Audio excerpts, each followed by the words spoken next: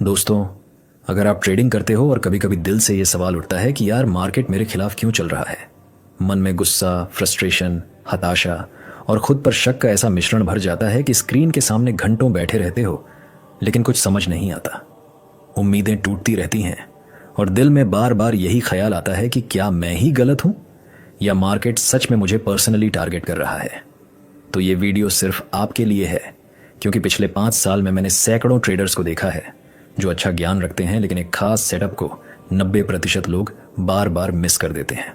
और जब वो इसे मिस करते हैं तो या तो उनका स्टॉप लॉस लग जाता है या फिर वो बड़ा मूव निकल जाता है और आप बस स्क्रीन के सामने बैठे देखते रह जाते हो, हाथ पैर मारते रह जाते हो, मन में अफसोस और गुस्सा दोनों चढ़ते रहते हैं।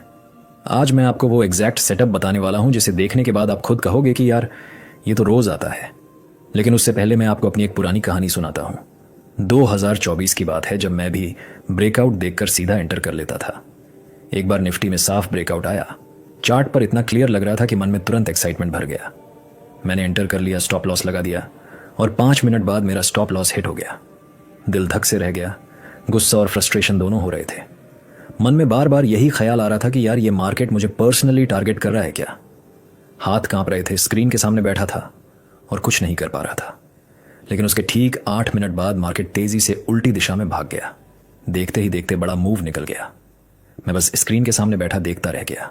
मन में अफसोस, गुस्सा, खुद को कोसने का सिलसिला शुरू हो गया।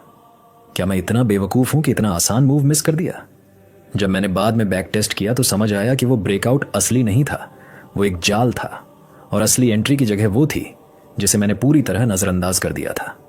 दोस्तों, आपको भी कभी ऐसा लगा है कि मार्केट ठीक आपके स्टॉप लॉस हिट करने के बाद ही असली मूव शुरू करता है? क्या आप भी कभी स्टॉप लॉस हिट होते ही मार्केट को उल्टी तरफ भागते देखकर दिल बैठ गया है?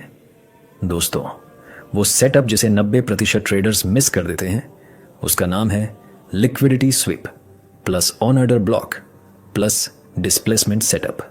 सरल भाषा में समझाता हूं।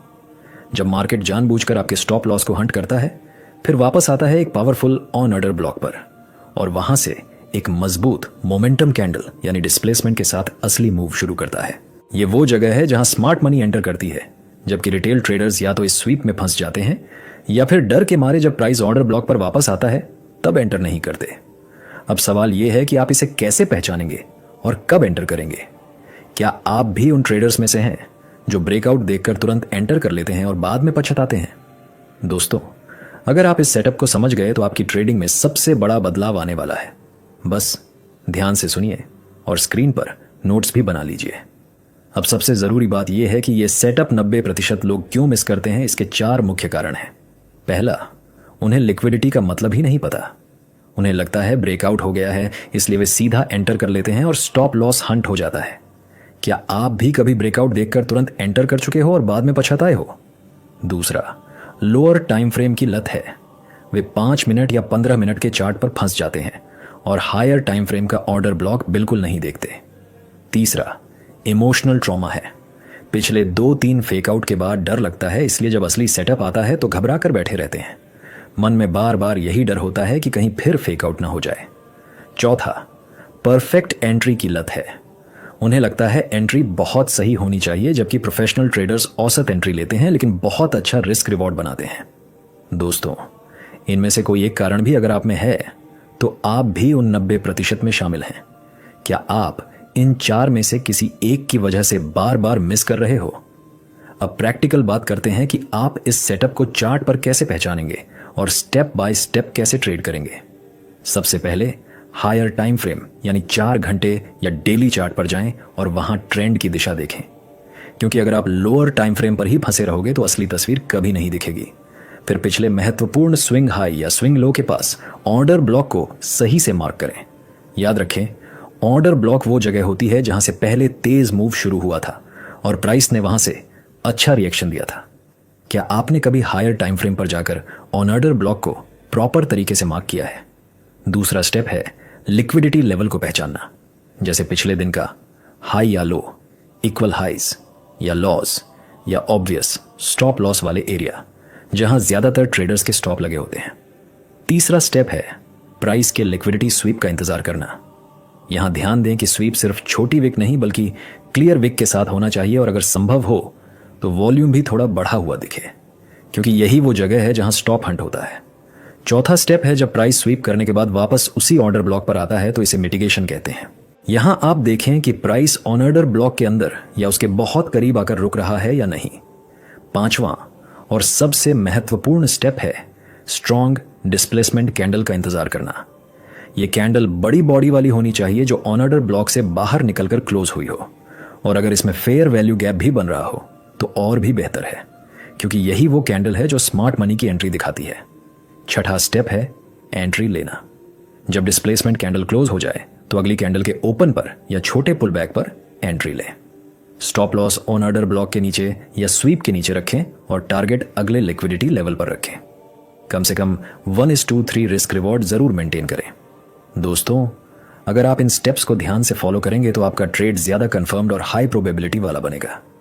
क्या आप इन स्टेप्स को अपनी ट्रेडिंग में आज से ही अप्लाई करने वाले हो?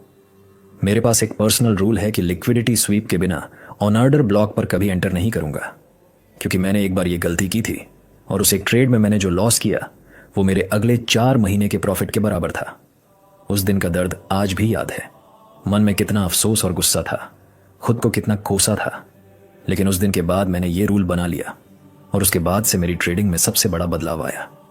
अब डर कम हो गया है, आत्मविश्वास बढ़ गया है। हर ट्रेड से पहले मैं सोचता हूं कि क्या लिक्विडिटी स्वीप हुआ है या नहीं। दोस्तों, जब आप ये रूल अपनाओगे तो आपका डर कम होगा और आत्मविश्वास बढ़ेगा। क्या आप भी अपने ट्रेडिंग में कोई ऐसा पर्सनल रूल बनाने वाले हो जो आपको लॉस से बचाए? अंत में 2 बातें याद रखना।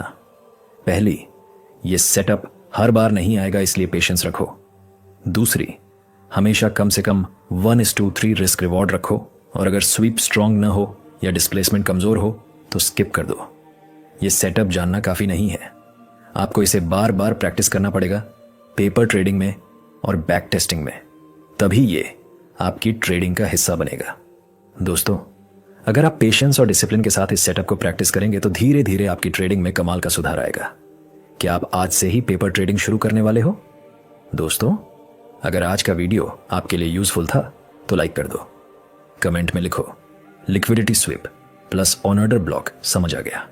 और अगर आप चाहते हो कि मैं अगले वीडियो में ये सेटअप लाइव मार्केट में कैसे ट्रेड करता हूं वो दिखाऊं तो सब्सक्राइब कर लो और बेल आइकन दबा दो। अगली बार मिलते हैं उसी पैशन के साथ, उसी डिसिप्लिन के साथ।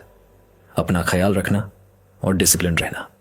दोस्तों, याद रखना, ट्रेडिंग में सफलता धैर्य और सही सेटअप से आती है। मिलते हैं अगली बार उसी जोश के साथ।